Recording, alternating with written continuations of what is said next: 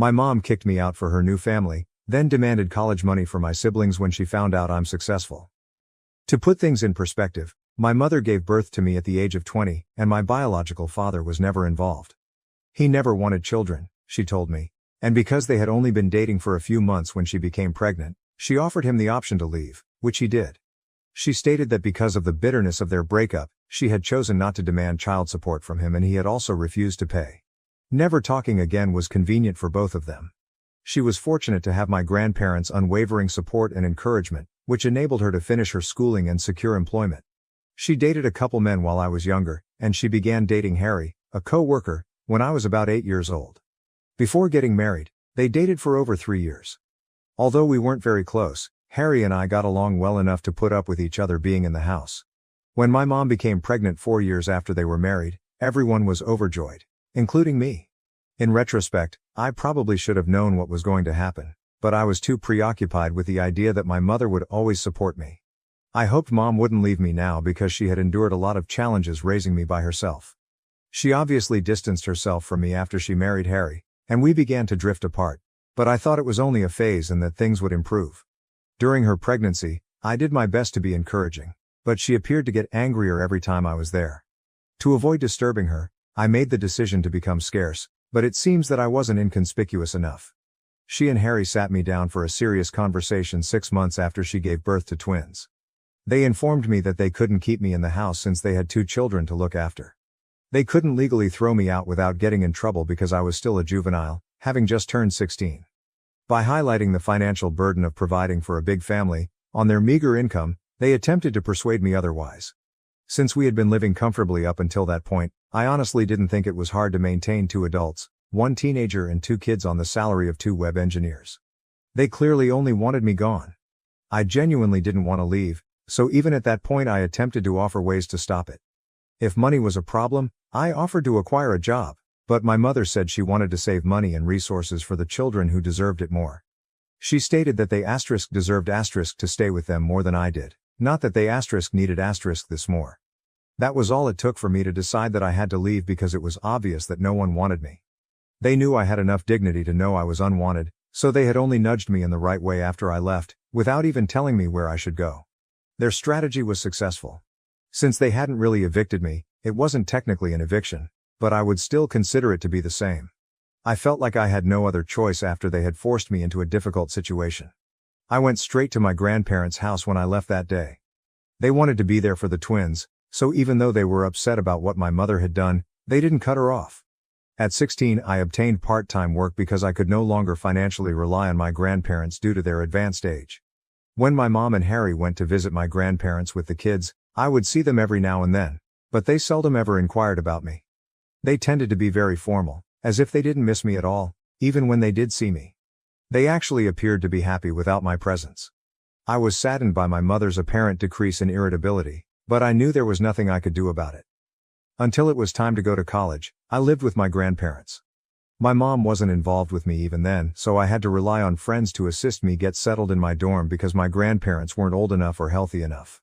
My mom and Harry declined, preferring to preserve money for the twins' future, so I had to take out a student loan, and one of my relatives co-signed for it. Fortunately, one of my uncles agreed to assist if I assured him that he would never be responsible for any of the costs. I worked while I was in college to make sure I wouldn't fall behind on my payments and to give myself a financial advantage. My mother and I hardly spoke once I started college, and only my grandparents were present when I graduated. Not even my mother bothered to congratulate me. In order to avoid being a burden to my elderly grandparents, I began working and lived independently after college. Although I didn't make much money during the first few years, I was still able to pay for groceries, utilities, rent, and even started to pay off my debt while setting money up for the future. In fact, I would describe that as living on a limited income. Fortunately, things finally got better. It took a while, but I eventually rose through the ranks of my organization. Considering that I received very little assistance, I'm proud of how far I've gone and am now in a rather comfortable posture. Unexpectedly, my mother discovered that I earn a good living, even though we haven't spoken for many years. At nearly 33, I currently hold a senior management role at the same organization where I began my career. About 4 months ago, I got a big promotion, but I wanted to keep it a secret, so only a select few individuals knew about it. To thank my uncle for co-signing my loan back when I was having trouble paying for college, I did inform him. According to what I understand, he just met my mom and Harry at a family get-together and urged her to get in touch with me to congratulate me on my success. Even though I'm sure he meant well, it didn't work out because she didn't even get in touch with me to offer me congratulations. In the end, my mother learned about it and recently visited my home with Harry, insisting on talking to me. I should note that I haven't spoken to her since I started college. I blocked her everywhere and left her out of my life after graduating since I didn't think there was any use in hoping she would change her mind. She didn't appear to be negatively impacted, and to be honest, I doubt she even noticed.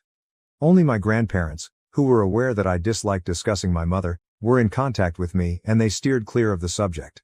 I didn't really stay in touch with my uncle either, so I was unaware that my mom and Harry had been having financial difficulties for a few years. Only when they arrived at my door and told me how bad things had gotten did I find out. It was wishful thinking, but the only reason I even allowed them inside was because I hoped they would be coming to make amends. They began by stating that they had heard from my uncle about my promotion and how I was one of the youngest individuals in such a prominent position in my firm, rather than congratulating me on my accomplishment. It seems that they were surprised that I had kept it from them. Ironically, I was taken aback that they expected me to communicate with them at all, much less deliver any positive news. Additionally, they were disappointed that I had shut them out of my life, claiming that it was only because they had prioritized their children above me. They maintained that I should have been old enough to comprehend their rearranged priorities and not harbor resentment as a teenager. They said that I should have supported their decisions rather than going in with my grandparents. I'm not even sure why they thought I would agree with their choice to expel me from the house. They tried to gaslight me into thinking that I was the bad guy for being angry that they had ejected me so they could spend time with their children alone, but that's how they began our reunion after all these years. They talked about how tough the past several years had been for them without even giving me a chance to explain my side of the story. They described how they had launched their own company but, regrettably, it did not succeed, resulting in losses. They were now attempting to make up for previous losses, and they desperately needed money as the twins were getting close to college age. I saw then why they had come. They needed financial assistance. They didn't waste any time going right to the point, even trying to soften it by claiming that I could make it up to them by paying for my siblings' schooling, but that at first they were upset that I hadn't contacted them despite performing well. Their attempt to make it seem as though they were doing me a favor by allowing me to pay for the college education of 2 children I no longer knew astounded me. I told them right away that I wouldn't be doing that and that it was disrespectful of them to believe they could coerce me into doing so. I became irate and reminded them that they were the reason I had to work during my college years and pay for my own education. Because they wanted to save for their real children, who they believed deserved it more than I did, they had refused to provide me with financial support back then. I assured them that they had no right to expect anything from me now, particularly financial support, since I had never questioned their choice to put the twins first and had just left them alone. They actually no longer had the right to demand that I communicate with them. Instead of attempting to emotionally control me, I pointed out that they could now use the same money to pay for the twins' college bills because they had wished to conserve money and resources for the children who deserved it. I had nothing else to say, so I asked them to go. I was stupid to invite them inside my house in the first place, assuming they might have come to express regret for their treatment of me. They became irritated and attempted to place the blame elsewhere when I began to insist that they leave. They informed me that I wasn't innocent in this case. Their protection. They said I was over-enthusiastic, over-involved, and frequently irritable while we all lived together. I was only a teenager, trying to keep in touch with my family as they drifted away from me, so I couldn't believe that was a true issue they had with me. They then had the audacity to claim that I was no better than them since I had denied their request. They said I was forgetting all the years my mother had taken care of me and brought me up alone. They said that this was my opportunity to make it up to her, and assist her, but I was being rude and unappreciative instead. Since I was a child at the time, I thought it was absurd that they would bring that up. Even if I had wanted to, I couldn't have decided not to rely on them. Furthermore, it wasn't like they were helping me. They pushed me out of the house and effectively forced me out as soon as they believed I was mature enough to manage things on my own. For the following 18 years, they refused to acknowledge my existence. I was still shocked that they had the gall to expect me to aid them now, as if I owed them something, even after everything that had happened. During the dispute, things became quite personal and ugly, and I finally threatened to call the police if they didn't leave my property. My mother reminded me of all the sacrifices she had made when I was younger, ostensibly because she wanted to be a good mother, before they finally departed after more arguments. She said that I had been ungrateful the one time she had expected me to sympathize with her predicament and allow her to put other people before myself. She now claimed that rather than the other way around, I was portraying her as the villain. Since then, this has been bothering me and I'm having trouble figuring out whether I'm to blame, whether I've been expecting too much from my mother, or whether she's simply deceiving me. I decided to post on Reddit to get some unbiased perspectives even though I'm quite sure I'm correct. AITA for not paying for my half-sibling's college tuition just because my stepdad and estranged mother are having financial difficulties. Edit. Even though my uncle had excellent intentions, I reminded him that what he did was wrong and unacceptable. His actions undoubtedly had a negative effect. I wouldn't be in this predicament if he hadn't shared my life with my mother and disclosed my contact details without my consent. He apologized excessively, stating that he was unaware of their financial difficulties and that he had no idea my mother would respond in this manner. He admitted that he had no business telling my mother about my life and that if we had wanted to get back together, we would have done so without his help. Since his heart was in the right place, I don't intend to cut him out of my life. I would have been much more angry if he had meant something different. He simply made an error. In addition, it was because of him that I was initially able to attend college. He was the only person who was prepared to assume the responsibility of co-signing my loan application. If you consider it, I might not be in this situation at all if it weren't for him. I made sure to let him know that what he did wasn't appropriate since I don't want to come across as unappreciative, but I'm also not a doormat. Whatever I did was fair enough, and I believe I found the ideal balance. We're doing great together. And I won't hold anything against him because I needed this resolution somehow. I also discussed my mom's recent struggles with my grandparents. They believe I'm correct and have promised to make an effort to persuade her to change her mind. I realized that they didn't want to lose touch with their other grandchildren, which is why they have remained in touch with my mom. They understand the struggles my mom's family is going through, but they don't think it's right or fair to put me through this. That's their position on the issue and I believe it's reasonable enough. Asterisk asterisk. First update. My mother has taken it upon herself to remind me of all she did for me growing up ever since we last spoke, which was nearly 9 days ago. She probably sends me an email every other day to make me feel like I owe her something. It's not like she gave me a favor by raising me alone, and she was legally required to take care of me, so I don't really understand the point. She only reared me when it was convenient for her. She and her spouse decided to expel me as soon as I started to cause them trouble, citing the need to save money for the twins and their future. Now that we're in the future and the twins are adults, I believe they should rely on themselves rather than wasting time trying to manipulate and guilt-trip me. Although I had been ignoring her emails, I made the decision to reply a few days ago. I explained to her all I had written in my essay. She didn't take it well, as expected, and labeled me ungrateful once more.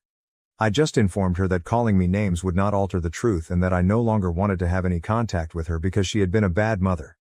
I blocked her email account after that, but she made a new one to continue to annoy me.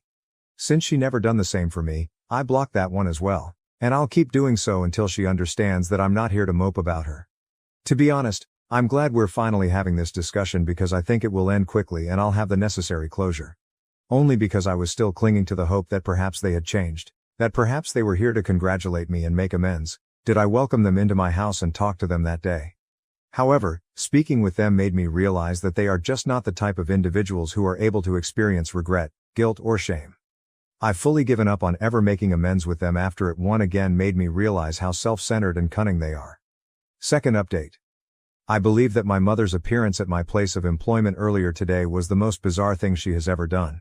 Fortunately, I wasn't working today, so she departed really fast and didn't succeed in her endeavor. I was feeling a little under the weather, so I decided to take the day off, and I'm so happy I did. She would have definitely thrown a fit or done anything to make me look foolish if I'd been present. When the receptionist called to inform me that my mom had arrived, wanting to see me and refusing to go despite being informed that I wasn't there, I learned the truth. When they put her on the phone with me, I firmly told her that I was at home, even though I was already rather anxious about what she might do. She was informed that if she attempted anything at my place of employment, I would sue her until she would be too ashamed to send her children to college. I did my best to sound threatening, so I believe it truly frightened her. She agreed to depart right away, provided I met her in person, so it must have worked. I reminded her that she couldn't afford a lawsuit at the moment and informed her that she wasn't in a position to be making demands. I also mentioned that my employer would not think twice about suing her if the situation worsened, which would be a very different scenario because they wouldn't be as forgiving as I had been. She'd be better off just going out in silence. I didn't get any more calls or notifications regarding the event, so I guess she left after giving the phone back to the receptionist. I can't afford for this to happen again because that was undoubtedly a near call. I've made the decision to speak with a lawyer to find out what precautions I may take. She hasn't threatened me directly, so I'm not sure if this is enough to get a restraining order, but I still want to speak with the attorney to discuss my alternatives. I just have to hope that this experience was unpleasant enough for her to think about leaving me alone till then. Update 3. Since I'm very certain we now have grounds for a restraining order, I suppose I don't need to consider filing one. When my mother arrived at my place of employment last week, I was able to persuade her to leave. However, in light of this week's events, I believe that a restraining order against her needs to be issued for everyone. She was waiting outside my door when I got home from work a few days ago. I informed her right away that I didn't want to argue and that I would call the police if she didn't leave. She practically raced at me and threw me to the ground, sending my phone flying out of my hands as I was ready to dial. She cursed at me and blamed me for everything that had gone wrong in her life, while she attempted to beat me up. It took me a while to react since I was so taken aback by her insane conduct.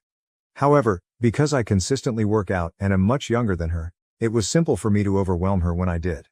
Fortunately, all the shouting had alerted my neighbors to the problem and caused them to call the police. They even came to my aid and restrained my mother as we awaited the arrival of the cops. I made the decision to file charges when the police eventually arrived. She is currently in a lot of trouble. In addition, I've discussed this with my attorney and requested a restraining order against her.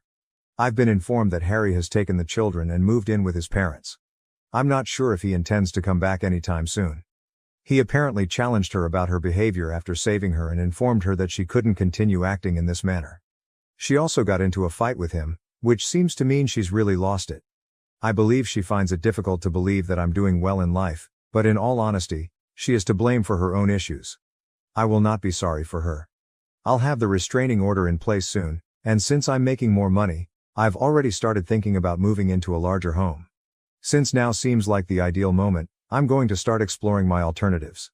Being linked to someone like that is embarrassing, so I sincerely hope my mother receives the support she needs and learns to behave normally. She has also been nasty to my grandparents, who have told me they no longer want to be around her. The only person she can blame for everyone avoiding her is herself. Anyway, I'm not worried about it anymore. Thank you for watching. If you haven't subscribed yet, please do so and hit the notification bell to stay updated with more shocking real-life stories happening around you.